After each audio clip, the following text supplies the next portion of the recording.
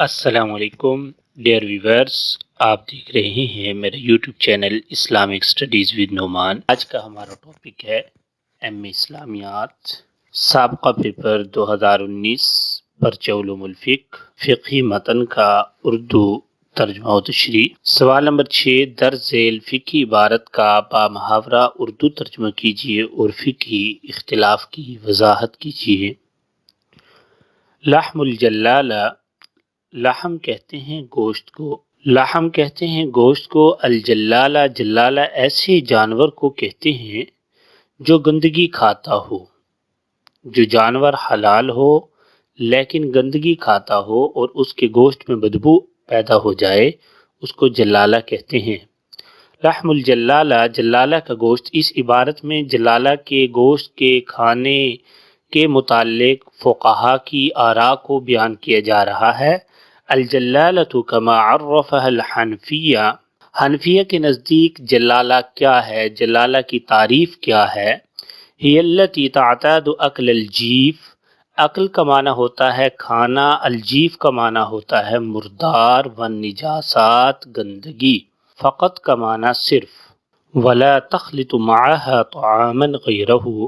اور اس کے ساتھ کوئی دوسرا کھانا نہ کھاتا ہو، یعنی گندگی اور مردار کے علاوہ کوئی اور کھانا، کوئی اور پاک کھانا نہ کھاتا ہو، یعنی صرف اور صرف نجاست کھاتا ہو۔ حنفیہ کے نزدیک ایسے جانور کو جلالہ کہتے ہیں۔ وَيَكُونُ لَهَا رِيحٌ مُنْتَنَةٌ، اور اس کے وَيَكُونُ لَهَا رِيحٌ مُنْتَنَةٌ، اور اس سے بدبو آ رہی ہو۔ وہی عند غیر الحنفیہ، یہاں سے دوسرے لوگوں کی رائے کو بیان کر رہے ہیں، احناف کے علاوہ دوسرے فقہا کی۔ ہی التی اکثر طعامها النجاسہ، کہ اس کا اکثر کھانا، اس کا کس کا، جلالہ کا، اس کا اکثر کھانا نجاست پر مشتمل ہو، یعنی تھوڑی بہت پاک چیزیں بھی کھاتا ہو لیکن اکثر کھانا اس کا نجاست پر مشتمل ہو۔ وقد اختلف الفقہاء فی حکم اکل لحمها، اور فقہا نے اختلاف کیا ہے جلالہ کے گوشت کو کھانے کے حکم کے بارے میں۔ تو ہمارا مکمل ترجمہ ہو گیا۔ جلالہ کا گوشت، حنفیہ کے نزدیک جلالہ اسے کہتے ہیں جو مردار اور گندگی کھانے کا عادی ہو، اس کے علاوہ کچھ نہ کھاتا ہو اور اس سے بدبو آ رہی ہو۔ حنفیہ کے علاوہ دوسرے حضرات کے نزدیک جلالہ اسے کہتے ہیں جس کا اکثر کھانا نجاست پر مشتمل ہو، اور اس کا گوشت کھانے میں فقہا کا اختلاف ہے۔ فقہی اختلاف کی وضاحت۔ جلالہ کا گوشت کھانے کے بارے میں فقہا کا اختلاف ہے۔ امام احمد بن حنبل اور حنفیہ اور شافعیہ کے نزدیک جلالہ کا گوشت مکروہ ہے،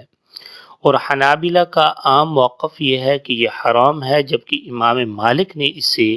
مباح قرار دیا ہے، یعنی کہ جائز قرار دیا ہے۔ اختلاف کا سبب کیا ہے؟ اختلاف کا سبب یہ ہے کہ احادیث میں جلالہ کا گوشت کھانے سے منع فرمایا گیا ہے، اور اس میں ان جانوروں کو قید میں رکھنے کے بعد ذبح کرنے کی اجازت دی گئی ہے، جبکہ قیاس جو کہ مسائل کو اخذ کرنے کا ایک فقہی ماخذ ہے، حدیث کا قیاس سے ٹکراؤ ہے۔ قیاس کا تقاضا یہ ہے کہ جس طرح دوسرے حلال جانور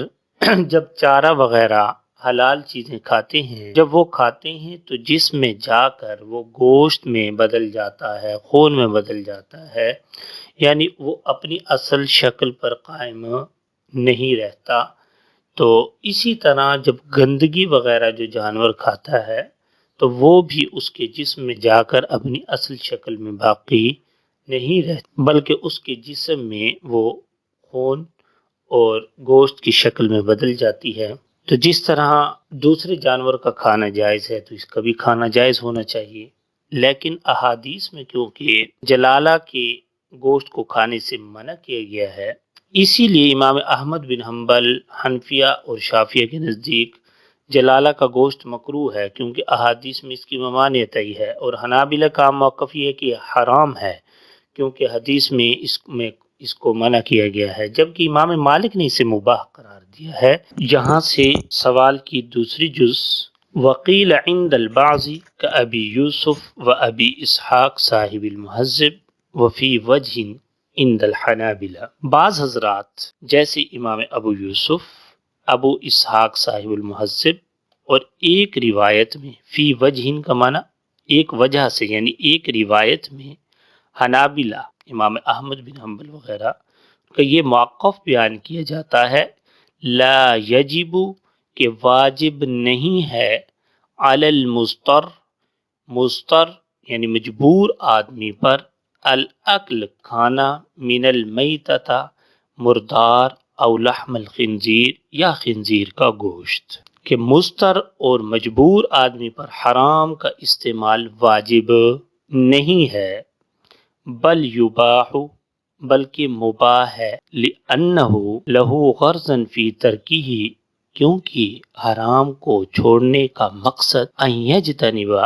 یجتنب ما حرم علیہ کہ وہ اللہ کی حرام کردہ چیزوں سے اجتناب بچنا چاہتا ہے، ربما اور بسا اوقات لم تطب نفسہ بتناول المیتہ مردار کھانے کو تناول کرنا، کھانا، میتہ مردار، نفس کا معنی جی، لم تطب اچھا نہیں لگتا، نفس کو اچھا نہیں لگتا۔ یہاں سے دوسری جز بیان کی ہے کہ آیا جو مجبور اور مضطر آدمی ہے، اللہ تعالیٰ نے اس کے لیے حرام چیز کو جائز قرار دیا کہ مضطر آدمی حرام کا استعمال کر سکتا ہے بقدر ضرورت۔ قرآن مجید میں آتا ہے فَمَنِ اضْطُرَّ غَيْرَ بَاغٍ وَلَا عَادٍ فَلَا إِثْمَ عَلَيْهِ۔ تو یہاں سے فقہا یہ بیان فرما رہے ہیں، ایک مجبور آدمی جو مرنے کے قریب ہو، اب حرام چیز ہی میسر ہو، تو کیا اس کا کھانا اس پر واجب ہو جاتا ہے یا مباح ہوتا ہے، کہ اگر وہ چاہے تو اس کو کھائے، اگر نہ چاہے تو اس پر کوئی ضروری نہیں ہے۔ تو امام ابو یوسف، امام ابو اسحاق، ایک حنابلہ کی روایت یہ ہے کہ مضطر اور مجبور آدمی پر حرام کا استعمال واجب نہیں ہے بلکہ مباح ہے، یعنی یہ کہتے ہیں کہ واجب نہیں ہے، جبکہ دیگر فقہا یہ کہتے ہیں کیونکہ قرآن مجید میں واضح طور پر حکم دیا گیا ہے، اس لیے اس پر واجب ہے کہ وہ اس حرام کو کھا کر اپنی جان بچائے، کیونکہ جان کا بچانا اس سے بھی بڑا فرض ہے۔ سوال نمبر 7، مندرجہ ذیل فقہی عبارات کا بامحاورہ ترجمہ کیجیے اور حقوق اللہ اور حقوق العباد میں فرق کی وضاحت کیجیے۔ فَمِنَ النصوص، نصوص کا معنی گزشتہ ویڈیوز میں گزر چکا ہے، احکامات کو بولتے ہیں۔ قرآن و حدیث میں جو عبارات ہوتی ہیں ان کو نصوص کہا جاتا ہے، جو احکام وارد ہوئے ہیں ان کو نصوص کہا جاتا ہے۔ فَمِنَ النصوص، اب یہ دیکھیں آگے حدیث نبوی ہے اسی لیے اس کو نص کہا ہے۔ الحدیث النبوی ذمۃ المسلمین واحدۃ یسعی بہا ادناہم، مسلمانوں کا ذمہ یکتا ہے، ایک ہے، واحدہ ایک، یسعی بہا ادناہم، ادنا مسلمان بھی اس ذمے کو استعمال کر سکتا ہے، یعنی آئے کا معنی ہوتا ہے یعنی ادنا مسلمان بھی دشمن کو امن دے سکتا ہے، عدو کہتے ہیں دشمن کو، امان کا مطلب امن، یعنی ادنا مسلمان بھی دشمن کو امن دے سکتا ہے، اے ان الامان الصادرہ للعدو من احدہم یسرا علی جماعت المسلمین، اور اس ادنا مسلمان کا امن علی جماعت المسلمین تمام مسلمانوں کے لیے نافذ العمل ہوگا۔ عبارت ذرا طویل تھی اس لیے میں نے اس کو دو حصوں میں تقسیم کیا ہے۔ وَمِنْهَا نُصُوصُ الْأَمْرِ بِالْمَعْرُوفِ وَالنَّهْيِ عَنِ الْمُنْكَرِ وَالَّتِي تَقْضِي بِجَوَازِ رَفْعِ مَا يُسَمَّى بَدَعْوَى الْحَسَبَةِ من أي فرد لقمع غش وإزالة منکر او اذى عن الطریق۔ ان نصوص میں وہ بھی ہیں جو امر بالمعروف اور نہی عن المنکر کے بارے میں وارد ہوئی ہیں، اور وہ نصوص بھی ہیں جو دھوکہ دہی، ملاوٹ، برائی، اذیت دہ چیز کے قلقمہ کی مقتضی ہیں۔ اس عبارت میں حقوق کے متعلق گفتگو کی گئی ہے کہ حقوق کی کیونکہ مختلف قسمیں ہوتی ہیں، حقوق عام بھی ہوتے ہیں، حقوق خاص بھی ہوتے ہیں، تو چاہے خاص ہو چاہے عام ہو تو اس میں تمام مسلمانوں کے حقوق ایک جیسے ہیں۔ تو اسی ایک مثال کو بیان کر رہے تھے کہ جو عام حقوق ہیں عوام الناس سے، جو عمومی حقوق ہیں ان کے متعلق اس عبارت میں بتایا گیا ہے۔ یہاں سے دوسری عبارت ہے، یہاں سے سوال کی دوسری جز شروع ہو رہی ہے اور اس میں بھی حقوق کے متعلق گفتگو ہے، اور اس عبارت میں حقوق العباد کی تعریف بیان کی گئی ہے کہ حقوق العباد کسے کہتے ہیں۔ وَهُوَ مَا يُقْصَدُ مِنْهُ حِمَایَةُ مَصْلِحَةِ الشَّخْصِ، بندے کا حق یہ ہے کہ جس سے انسان کی مصلحت الشخص انسان کی مصلحت، یقصد ارادہ کرنا، قصد کا معنی ہوتا ہے ارادہ کرنا، حمایہ کا مطلب حفاظت، ترجمہ کیا ہوا کہ انسان کی مصلحت کی حفاظت کا ارادہ کیا جائے، اس کو بندے کا حق بولتے ہیں۔ سواء اکان الحق عاما، برابر ہے، سوا کا معنی برابر ہے، اکان الحق عاما، خواہ وہ حق کے عام ہو، کالحفاظی، جیسا کہ حفاظت علی الصحہ صحت کی، والاولاد اولاد کی، والاموال اور مال کی حفاظت، وتحقیق الامن امن کو ثابت کرنا، وقمع الجریمہ اور جرائم کو ختم کرنا، قمع کا مطلب ختم کرنا، جریمہ جرائم کی جمع ہے، جرائم کو ختم کرنا، ورد العدوان سرکشی کو دور کرنا، رد کا معنی دور کرنا، ختم کرنا، والتمتع بالمرافق العامة للدول، دول کہتے ہیں حکومت کو، ملک کو، حکومت کے العامہ عام، نفع بخش، تمتع کہتے ہیں نفع اٹھانا، نفع بخش معاملات سے، بالمرافق فائدہ اٹھانا۔ مکمل ترجمہ ہو گیا کہ بندے کا حق وہ ہے جس میں انسان کی مصلحت کی حفاظت کا ارادہ کیا جائے، خواہ وہ حق کے عام ہو،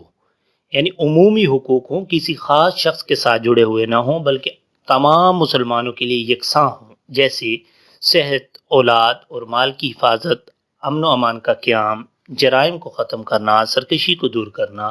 حکومت کے عام نفع بخش معاملات سے فائدہ اٹھانا، یہ تمام چیزیں عمومی حقوق میں آتی ہیں، بندوں کے حقوق میں۔ امکان الحق و خاصا، یا حق کے خاص ہو، اب یہاں پہلے حق کے عام بیان کیا گیا جو بندوں سے متعلق تھے، اب یہاں سے حق کے خاص جو خاص کسی خاص شخص کے متعلق ہو۔ حق کے خاص کون کون سے؟ جیسا کہ کرعایت حق المالک فی ملکہ، جیسا کہ مالک کا اپنی ملکیت کے حق کی رعایت دینا،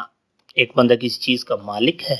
تو وہ رعایت دے سکتا ہے اپنی چیز میں۔ وحق الباعی فی الثمن، اور بیچنے والا، بائع کہتے ہیں بیچنے والے کو، مشتری کہتے ہیں خریدار کو، بیچنے والے کا حق قیمت میں، وہ پیسے جتنے مرضی معاف کر سکتا ہے، اس کا حق ہے، کم بھی لے سکتا ہے زیادہ بھی لے سکتا ہے، اور خریدار کا حق، والمشتری اور خریدار کا حق فی المبیع، مبیع کہتے ہیں خریدی ہوئی چیز میں۔ یہ اب جو لوگ لین دین کر رہے ہیں، جنہوں نے آپس میں لین دین کیا ہے، یہ خاص انہی کے ساتھ ہے۔ وحق الشخص فی بدل مالہ المتلف، کسی شخص کا ضائع کردہ مال کے بدلے میں حق، ورد المال المغصوب، اور چھینے ہوئے، المغصوب کہتے ہیں چھینا ہوا مال، اور چھینے ہوئے مال کا واپس لوٹانا، رد کا معنی لوٹانا۔ اب یہ تمام معاملات ایسے ہیں جو انسانوں کے حقوق سے متعلق ہیں، لیکن یہ حقوق عمومی نہیں ہیں، بلکہ حق کے خاص ہیں، یعنی کہ انہی لوگوں کے ساتھ یہ حق متعلق ہوگا۔ اور باقی کوسچن میں یہ پوچھا گیا تھا حقوق اللہ اور حقوق العباد میں فرق کی وضاحت کیجیے، جو کہ گزشتہ ویڈیو میں گزر چکی ہے، آپ وہاں پر دیکھ سکتے ہیں۔ اگر آپ کو میری ویڈیو پسند آئی ہے تو اس کو لائک کیجیے، شیئر کیجیے، اور اگر آپ میرے چینل پر نئے ہیں تو میرے چینل کو سبسکرائب ضرور کر لیجیے، اور گھنٹی کے نشان کو دبا دیجیے تاکہ آپ کو میری ہر نئی آنے والی ویڈیو ملتی رہے۔ نیکسٹ ویڈیو تک کے لیے اجازت دیجیے، اللہ حافظ۔